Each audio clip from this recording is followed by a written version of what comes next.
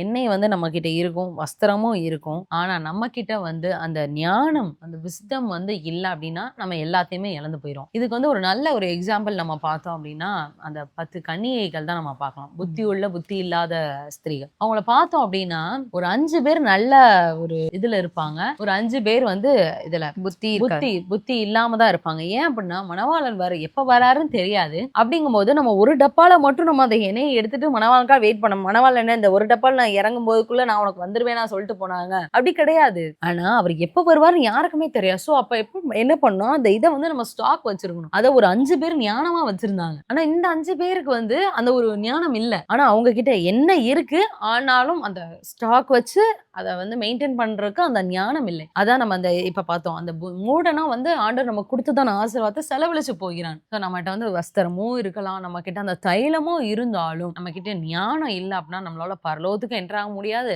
அது வந்து அது வேஸ்ட்டா போயிரும். எல்லாமே வந்து இழந்த இழந்த மாதிரி நமக்கு ஆயிரும். ஆண்டவர் உங்களுக்குன்னு ஒரு அபிஷேகம் தைலம் தராரு அப்படின்னா, அத நீங்க எல்லா இடத்துக்கும் எடுத்துட்டு போகணும்.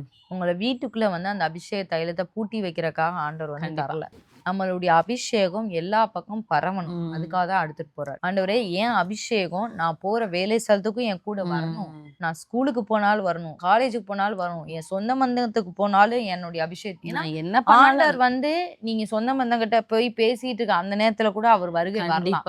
அங்க போய் ஓகே நான் வந்து இப்பெல்லாம் கிறிஸ்தவன் நான் காட்டிக்க மாட்டேன், எனக்கு அபிஷேகம் இருக்கிற மாதிரியே நான் காட்டிக்க மாட்டேன், நான் வேற மாதிரி மாறுவேன்னா அந்த நேரத்துல கூட ஆண்டவருடைய வருகை வரும். அததான் ஆண்டவர் சொல்ல வராரு. புத்தி உள்ளவங்க வந்து எல்லா இடத்துலயும் தன்னை வந்து அந்த வெளிச்சத்தோட இருப்பாங்க. இந்த புத்தி இல்லாதவங்க வந்து கொஞ்ச நேரம் எரிய விட்டுட்டு அப்படியே அசால்ட்டா வந்து அவங்க வாட்டிக்கு இருந்துருவாங்க. சோ அப்ப அந்த அசால்ட்டா இருக்கிற நேரம் மணவாளன் வந்துடக்கூடாது. அதை வந்து நம்ம நல்லா புரிஞ்சுக்கணும். அதே மாதிரி நீங்க என்ன தொழில் பண்ணாலும் அதுலயே உங்க அபிஷேகம் வேணும். அது இருந்தா மட்டும்தான் உங்களை வந்து பெருக்கத்துக்கு வந்து வழி நடத்தும். இந்த அபிஷேகத்தை வச்சு ஞானமா நான் அதை பெருக்க போறேன் அப்படின்றத நீங்க வந்து யோசிக்கணும். நிறைய பேர் பாத்தீங்கன்னா சபைக்குள்ள அபிஷேகம் எல்லாத்துக்கும் இருக்கு, ஆனா ஞானம் தான் இல்லை. நிறைய பேர் அபிஷேகம் பெற்றுட்டீங்க, உங்களுக்கு ஏன் ஆண்டவருடைய ஆலோசனை வர மாட்டேங்குது, உங்களால ஏன் வந்து அடுத்த கட்ட போக முடியல அப்படின்னா ஞானம் குறைவா இருக்குன்னு அர்த்தம்.